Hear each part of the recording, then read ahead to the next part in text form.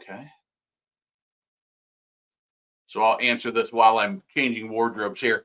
I promise I won't just take my whole shirt off though. All right. So what happens if we punch out a little bit? That's still better. Okay. So if you've got your trim when it's kicking back, it's going to raise your bow up. You get that set.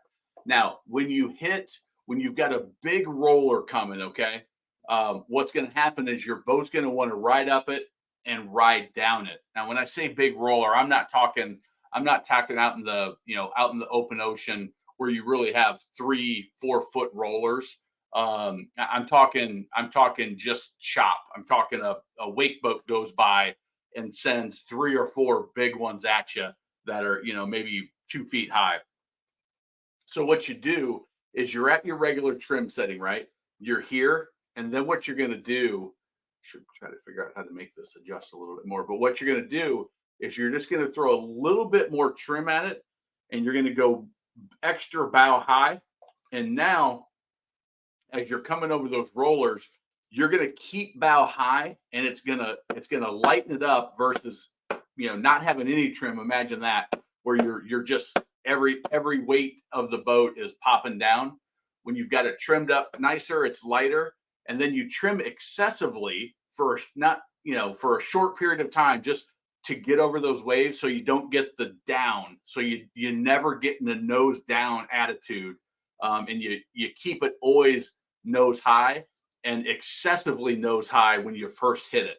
And what that's going to do is that's going to just give you a smoother ride. Now, as soon as you get through that chop, this is why I say it's not for open water ocean running when you're in big continuous swells.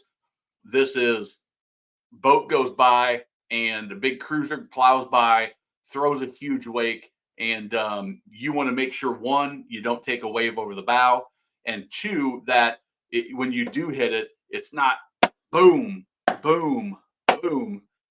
You get that nose high, and it's boom, boom, boom, and it's much easier. Then you trim back down to your comfortable running setting. So hopefully, Casey, if that makes sense, let me know. Virgo, welcome. Good to have you. Would you do this for a cat? Are you talking, Ron, the trimming on a cat? Because I would. Well, I should say I've not done it on a cat, but I can't imagine any negative consequences from doing it that way. Yeah. Okay. Yeah. So a world cat. Yeah. I can't imagine, Ron, can't imagine any negative consequences if you did it on a cat. I mean, essentially, you're doing the same thing. You're just keeping that bow high attitude as you go through. And anytime you have that bow high attitude, when you don't have as hard of a slam down, because it's not slamming. It's you're using that angle to keep you at the right attitude. Makes perfect sense. Yes, absolutely. See, listen, these were 25 cents at Walmart, so I got me an outboard. I got I'm going to call a jet boat. I know it's not really a jet boat. And I got a cruiser. So I don't know why, but they were on sale. They were getting rid of them. I almost bought all 100 that they had, because I'm like, I can do something fun with them. But anyway, Matt, tying fenders and dock lines to the same cleat. Yes, I do it all the time. It depends how big your cleat is, though, how well it works. What I have done in the past is, if the cleats are in the right spot and tying off your dock lines and fenders on the same cleat makes sense for your boat, what I would do is, now let me get some other props. Hey, baby, if you're listening to this, you can shut down unless you're interested. But I think we got a good idea of how it's going to look and what we need to do. But thank you. And thank you for painting my office. You're awesome. So what I would do is I would get some real thin, like I don't know what size dock line you've got, but probably something like this here. I would on the fenders, I would get the smaller size. And now what I'm going to do, depending on your situation, but what I would probably do is I would have my loop end on the cleat, right? So you've got your loop end on the cleat like this, and now I'm going to do a cleat hitch with my thinner line, and that's going to allow me to get my cleat, my dock line. What happened? My dock line and my fender on the same exact cleat. I think that's the right move. So yeah, so a C-Ray, congratulations, by the way, that's awesome.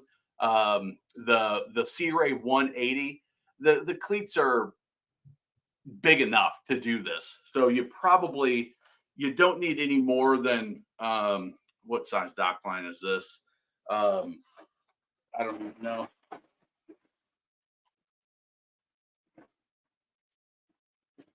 But anyway, you'll get the dock line, and for that 180, you don't need big, huge dock lines. It's depending on where you're at, but this is you can get by with this. This is, I think, I don't know, I don't remember. I should have marked these all.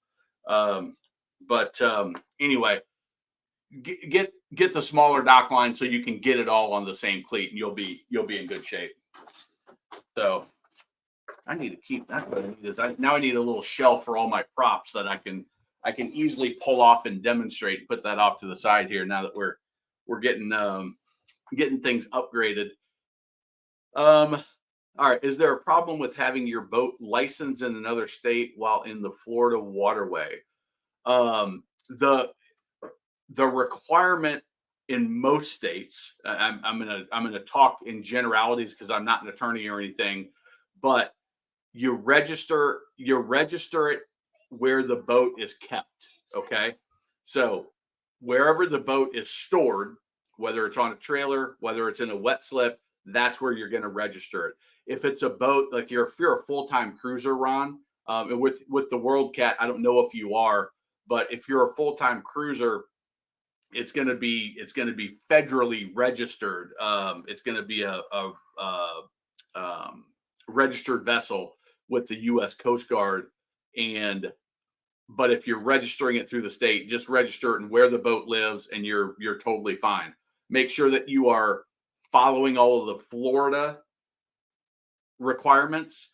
I know Florida has a boating license or a boater safety card requirement. I think it's based on age, if I remember right. But it's reciprocal with other states that have that. But just make sure you've got that in place, and you're going to be all set if you're running Florida, and you've got let's say you're in, like for me, I'm in South Carolina, so we ran from Charleston down to Hilton Head, which is in Georgia, and you're fine as long as you've got all your safety equipment, and they're not concerned about that.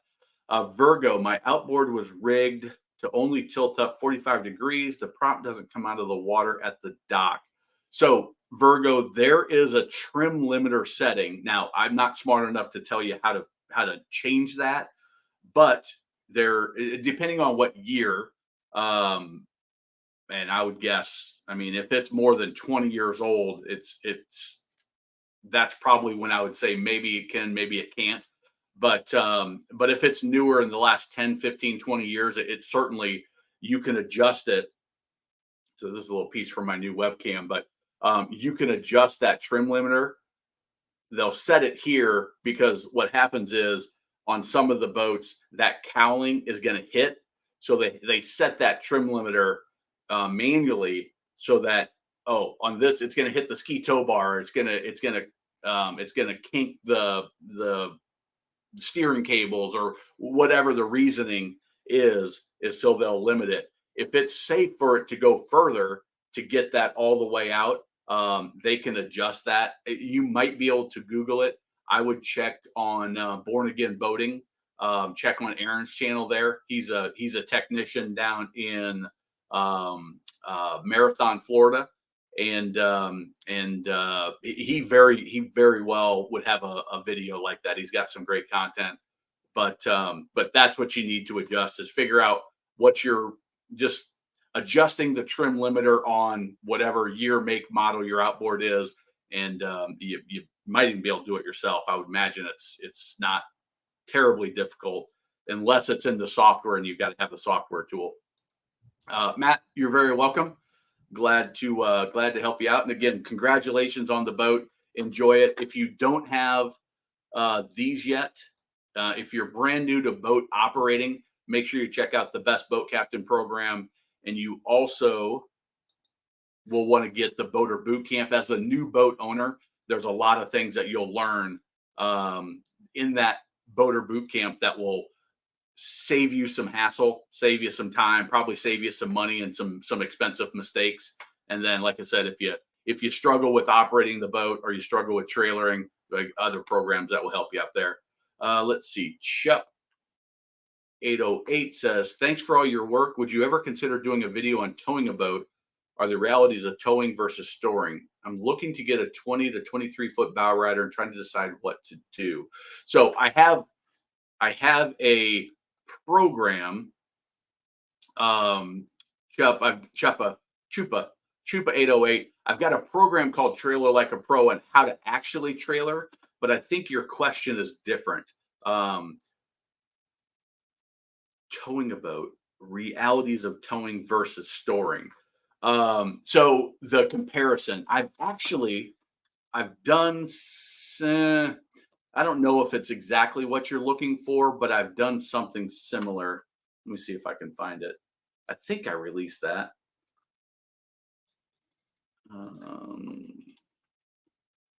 Storage. Okay, here we go. This video right here, best way to store your boat during the season. So I don't know for sure. I don't know for sure if that's what you're looking for, but that is one that will be helpful for you. All right, Jacob, I just saw you pop up. Thank you very much. I appreciate that.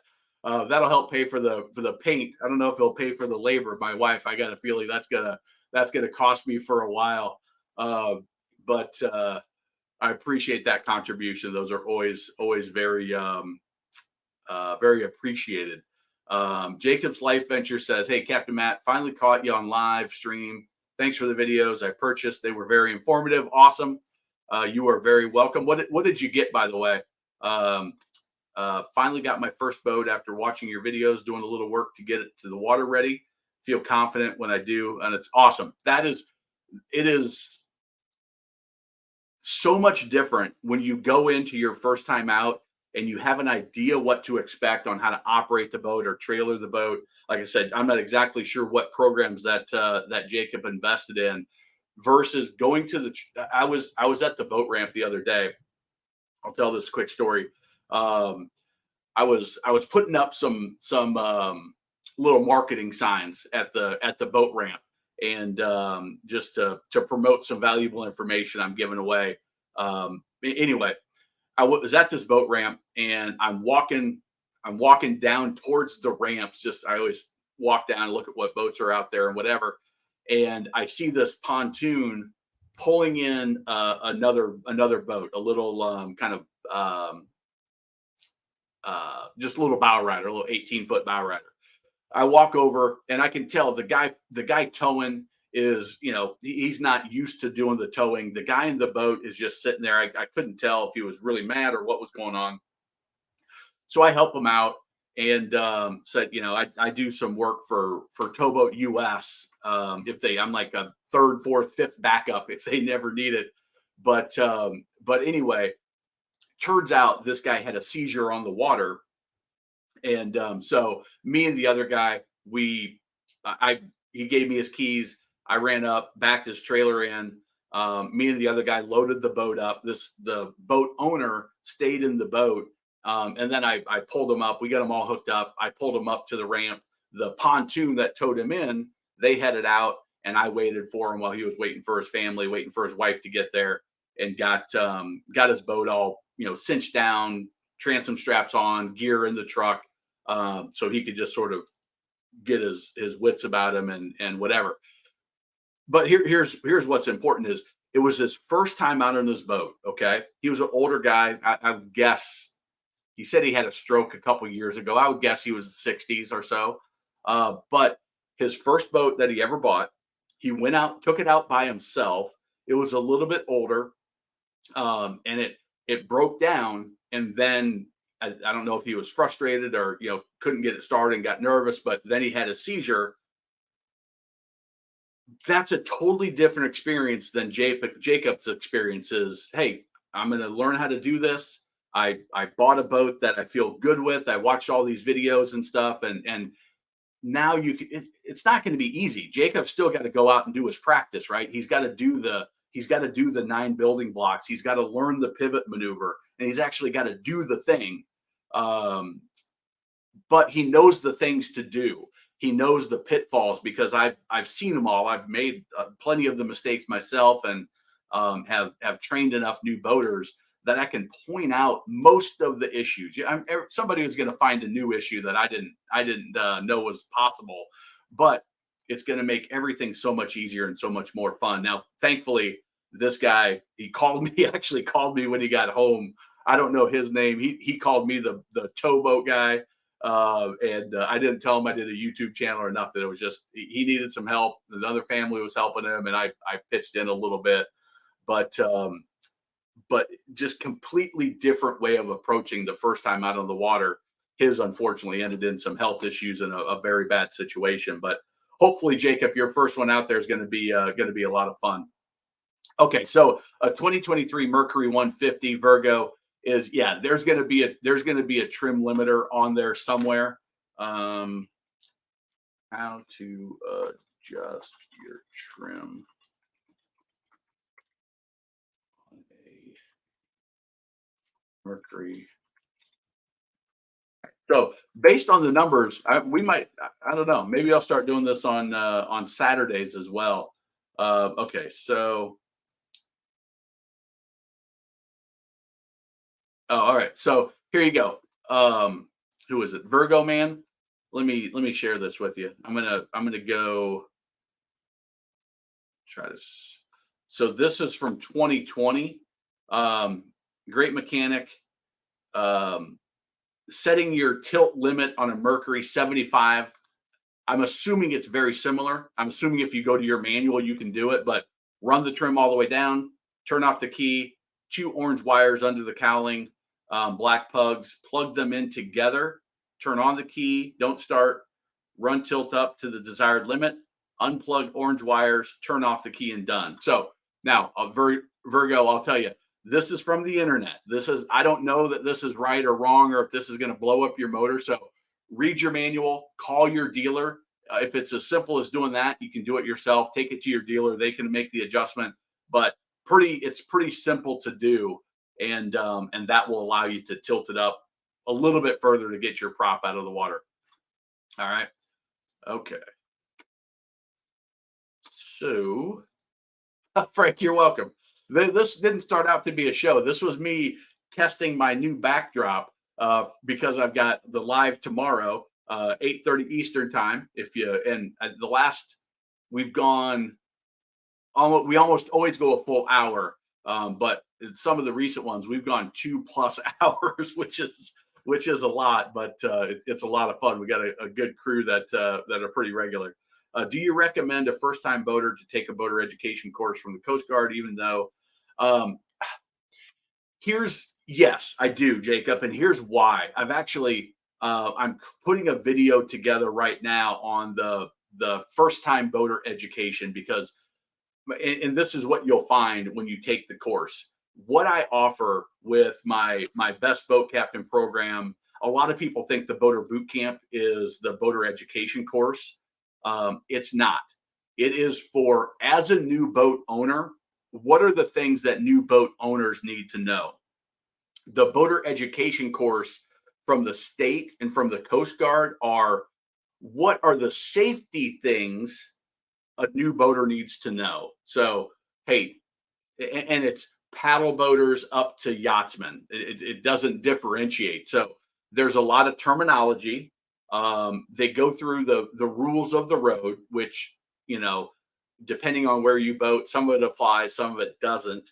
The way pleasure boaters use it versus the way, you know, the only regs that we have are the U.S. Coast Guard regs, which were written for, you know, I say guys like me, but for real captains. I don't even consider, I went through the stuff, but I don't consider myself a real captain, because you put me on a real working boat and I'm out of my elements.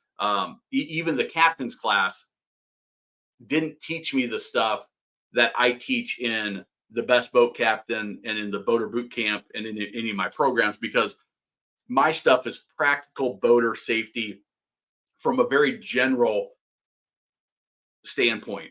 Why I like the local, not the online boaters, that they're fine if you just need to get your boater safety certificate. They're good information, don't get me wrong. But why I like the US Coast Guard, the local, I go and I sit in a classroom program, is because you're going to get local knowledge that I can't share with you.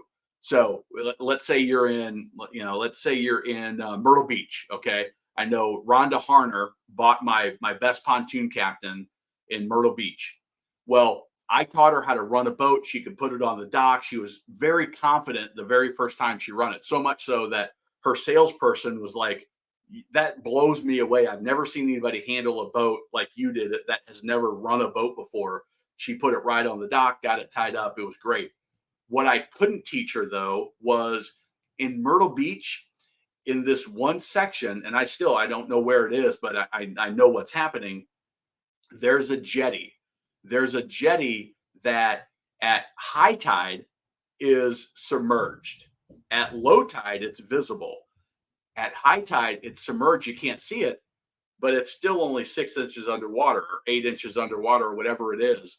And so she cut that jetty too short. And sometimes on a jetty, they'll have a higher section and then a lower section.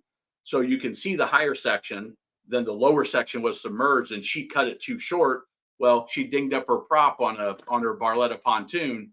And that's information that you would probably learn if you went and sat in the classroom in your local area with a Coast Guard guy or a Coast Guard auxiliary guy or anybody that's doing it in person. They're going to be able to say, hey, Jacob, guess what? When you are in this area, this is an obstruction you need to look out for.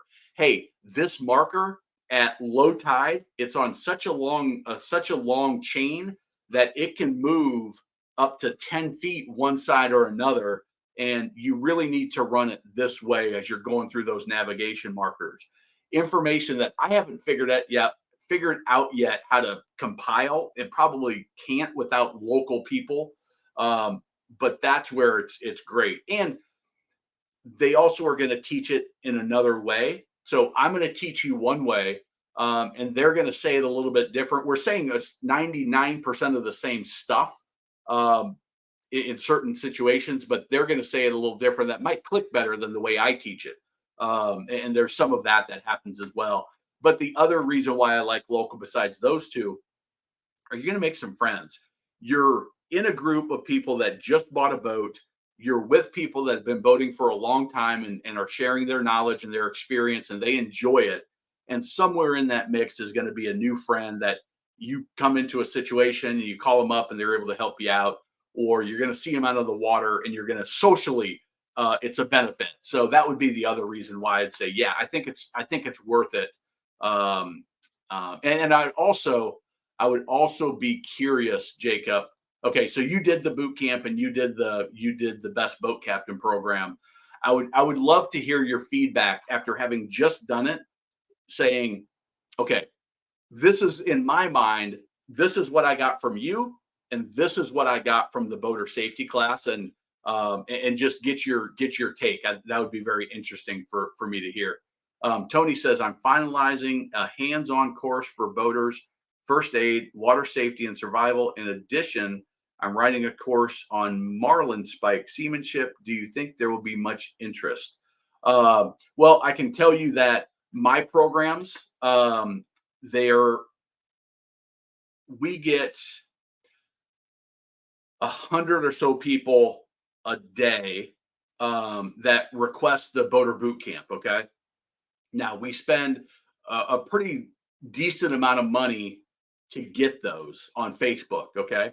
On YouTube, I'll probably get, if I didn't run any ads because I do the lives, because of all my content, I probably get, I don't know, I would say 10, maybe 10 a day that are just come from because of all my content that's out there. Those people get that, and then they buy, my other programs, and it's from I just pulled this number the other day. 156,000 unique individuals watch my channel every month. It's a new stat that YouTube put out, and so that generates, maybe 10 sales a month for the best boat captain programs, a couple for the trailer like a pro, and a few of the others. Usually they just add it on to their program. The first aid, water safety, and survival, and the marlin spike, you've narrowed it from new boaters to, okay, some new boaters, but it almost sounds like it's going to be people that are just interested in taking the next level. I don't know. It would be, I can tell you this. I can tell you that for the number of people that, in my mind, when I see I was just out on the water last night. We went out with some friends, watched the Carolina show ski team do their pyramids and swivel skis and trick skis, and they did flips off the jump. It was awesome. We had a great time. And then we cruised back, and I saw four people out of probably 20 boats that had their docking lights on as we were passing them.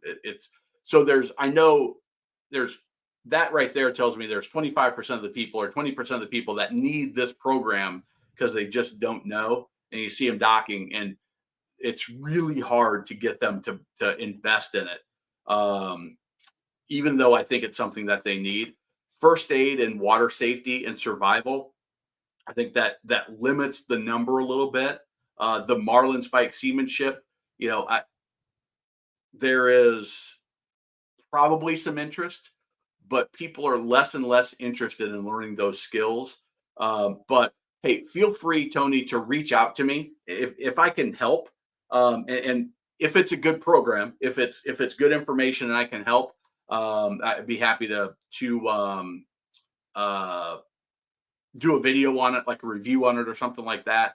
But it's got to be good, just like I do with the boats. Is if I see something that's not good about it, I'm going to point it out.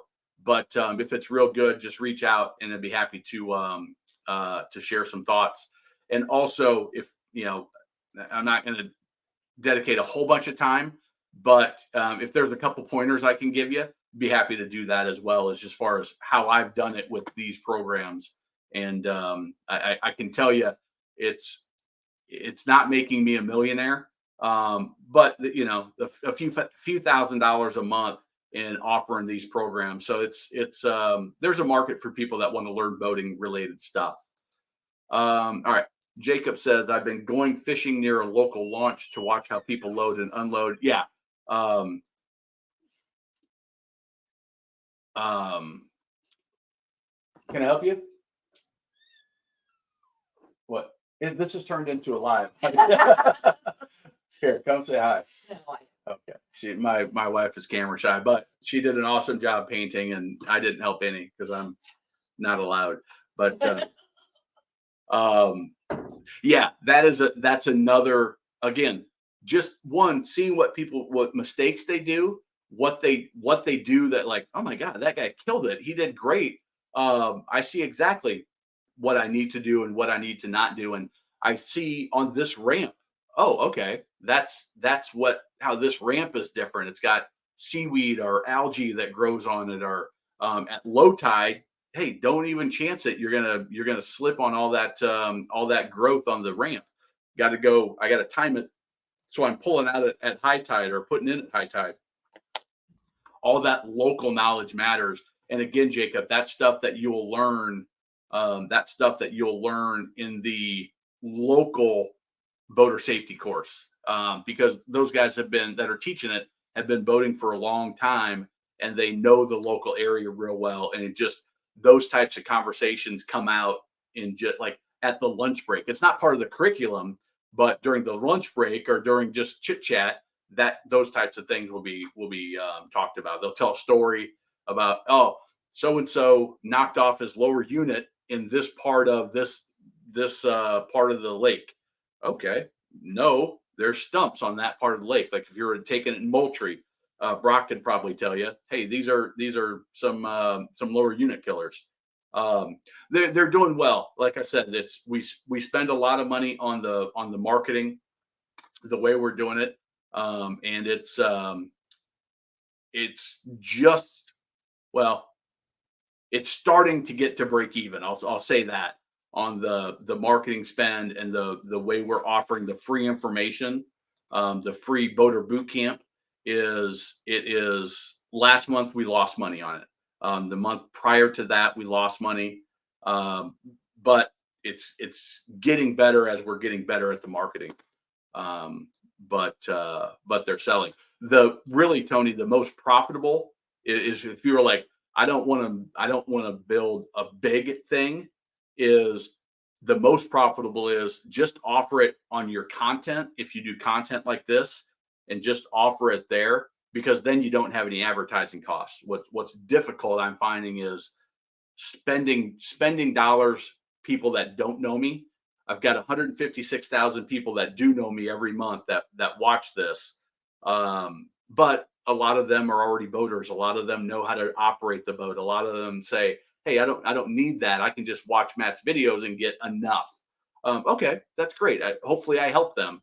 But the programs are so much clearer, so much more concise. And even if you pay the full price for it, $247, there's different ways that you can get a discount. It's well worth it, because the first time you ding up your boat, or your prop, it's going to cost you more than the program cost you. So anyway, all right, Mike, welcome, Mike. I caught your chat last Sunday after the live, but I noticed someone asking about replacement OEM graphics. If you look at Great Lakes Skipper, they may find that they're looking. Okay, so Great Lakes Skipper is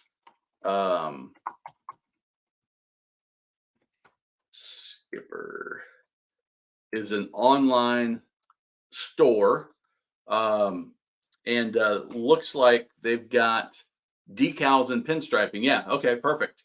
I don't remember what boat it was. I think it might have been a Sun Tracker pontoon, if I'm remembering right. But yeah, that's a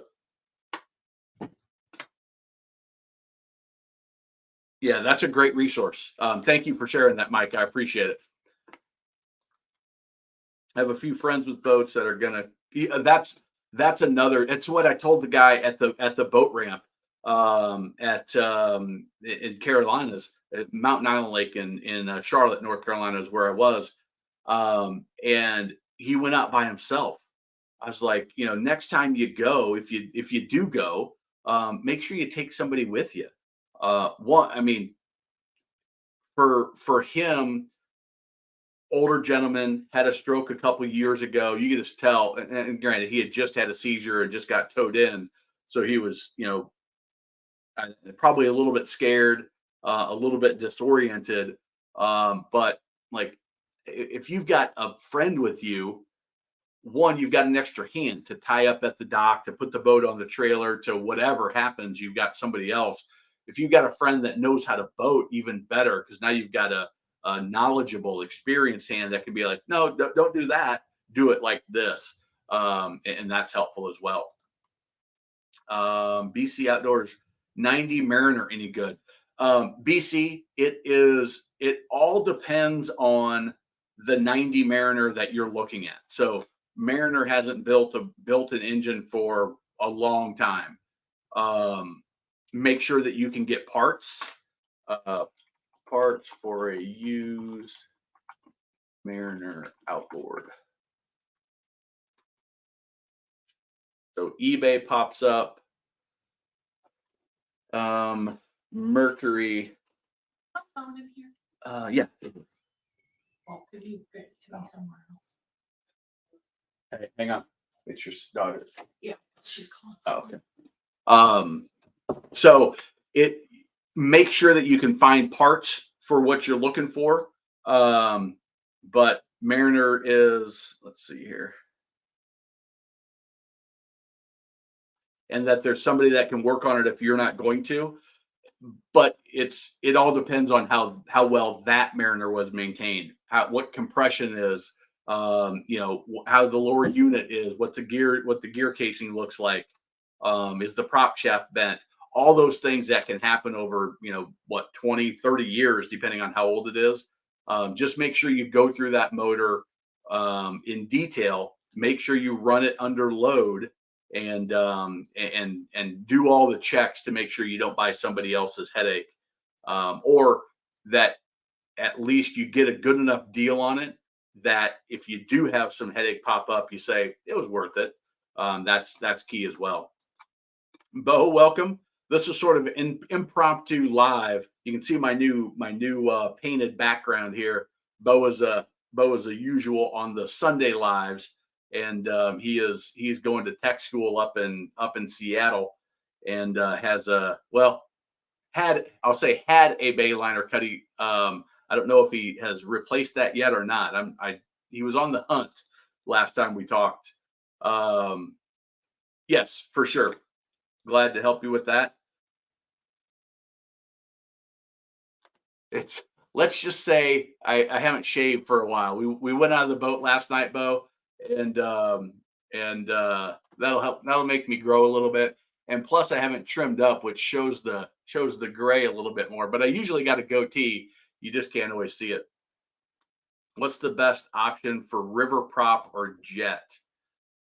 Hunter, small engine and marine. Welcome. I don't know. It depends on the river.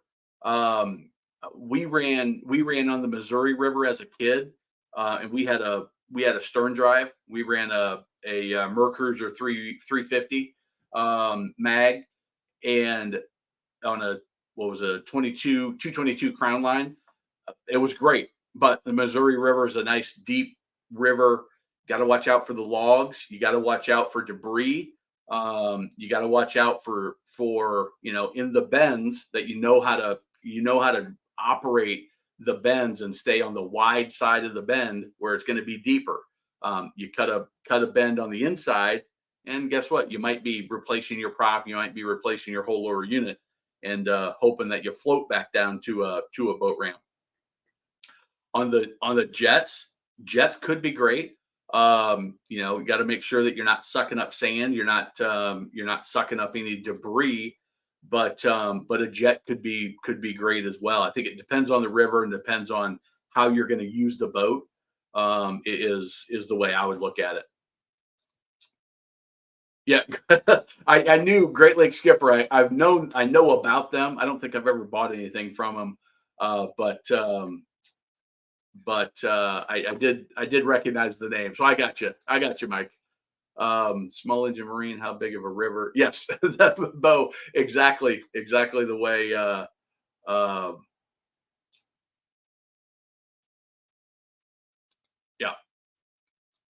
There you go. I can email. Yeah, that would be awesome, Jacob. I would really appreciate that. That would be interesting for me and I think helpful as well. I bought the best boat captain on the water, pontoon, pivot maneuver, docking portion, changed my gyro boating experience. That Virgo, that is awesome. It is, and now you'll do that pivot without even thinking. And when you can do the pivot, not only is it just the maneuver, but it's everything in the 8 or the 9 building blocks that lead up to that 8th building blocks, which is the pivot. Um, you now get how your boat runs. Like when you know that when you turn your motor this way and you go in reverse, that your stern's going to go that way. When you go this way in reverse, your stern's going to go that way. And you understand prop walk. You understand how that's going to impact on your boat. And because of the way you do the maneuvers, you learn on your boat, is it significant or is it minimal? All of those things make a difference. And I appreciate that. I love to hear that. And if anybody had a great experience and wants to leave a review on Google or Facebook, that's always appreciated. It tells other people, like one of the biggest things to who was the guy asking about, Tony was asking about selling the course. One of the biggest things that I have to overcome is that I'm a scammer, that all I'm going to do is take their money and they're not going to get their program, or the program's going to be terrible. Or that, I don't know what I'm talking about, or I'm not a good teacher. Like those are the things that make it hard because they don't know me. It's one of the reasons I do these lives is, one, they're fun, but also I want people to get to know me as hey, this guy just seems like he's a nice guy, or I like the way he talks, or I don't like the way he looks. I'm not going to buy it anyway, whatever. But those kind of things are valuable. Off topic of boating, do you have a recommendation on a decent fish finder? Looking at low rants, yeah, it is. So, Jacob, I don't do any fishing. I don't run any electronics.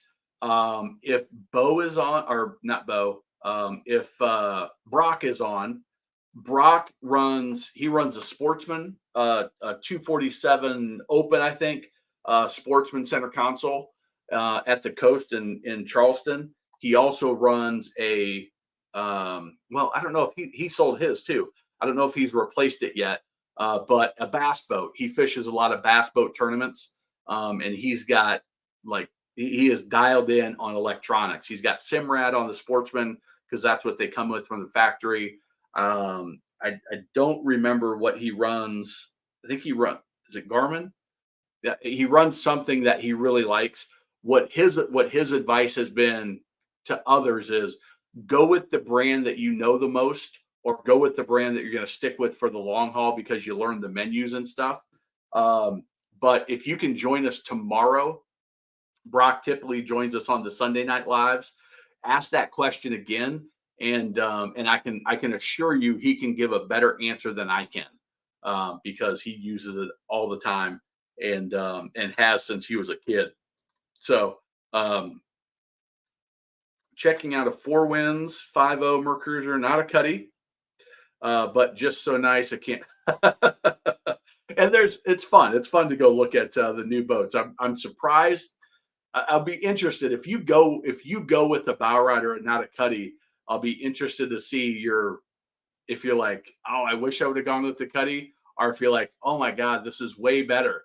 It'll be interesting. Never go boating alone. Yes, I think well, I say that depends on where you're boating. I would never go offshore alone, but I boat by myself a lot because of what I do. I'll go out and I'll film for, like, when I film the best boat captain programs, each one of them, because each one I filmed on a different boat. I went out for 3 8-hour days, 10-hour days on the first couple because I didn't really know what I was doing yet. The pontoon version was the first one I filmed, and I spent 12 hours the first 2 days on the water on the pontoon by myself. But that environment, I felt comfortable. There's I don't know. I think it depends on what you're doing. If you're new, I think that's a good rule. I think it's a good rule if you're new. If you're on the coast, I think it's a good rule. If you're on the coast, if you're on a smaller inland lake, just make sure you know what you're doing, and make sure you can handle the boats that you have. Thanks for your consideration. Review my course. See you tomorrow. Yep, sounds good. Thanks, Tony. Nice to see the wife that supports her man YouTubing. My ex-girlfriend thought I was crazy when I wanted to start. I'll tell you what, we have, her and I have been through, I'll say a lot. It's not what other people have to go through, but we've had our downs financially, and struggled, and she's been supportive there with this venture. She is supportive. She's been a keeper for the last 16, 17 years since I met her. So the painting of my studio is just icing on the cake. So yeah, you're very welcome, BC. Glad to help. Great Lakes skipper for OEM replacement graphics. Yep, for sure. Get to know your boat. Know how everything works. Go through, and I even talk about that, BC, in the buying phase. Like, you should start learning your boat before you even buy it. You should know what all the switches do, what they don't do, what works, what doesn't, where everything is. Ask the owner whatever you can about the history of the boat. All that stuff adds up. I've ran bow before. They're nice. Also, they're just harder to clean for me. On a cut, you can fire up the. Yeah, that's true. That's true. You don't have to worry about all the upholstery. Power wash, getting a rip in it from the power washer. Mech 15, thank you. Just bought a new Cobalt 23. Not new to boating, but new to Cobalt. Follow the manual. Do the break-in period exactly as it says. Get your manual out. Let's see, I've got a Merc manual right here. So in your Merc manual, there will be a section on break-in. Read that section 2 or 3 times. Write it down. This is what I need to do. These are the RPMs. Do exactly what it says. If it says don't go wide open throttle more than 3 minutes after this hour period, don't go over that, but do run some wide open throttle if that's how that is broken in. After the first couple of outings, check your oil. It's a brand new engine. Sometimes it can, hey, maybe there's a little oil that seeped in some places that it hadn't before.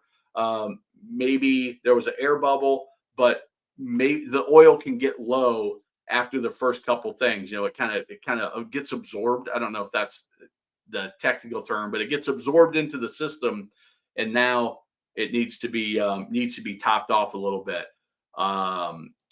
Watch your gauges. Get comfortable with your gauges. Know what they should be reading, so that in the future, you know what the normal operating range is.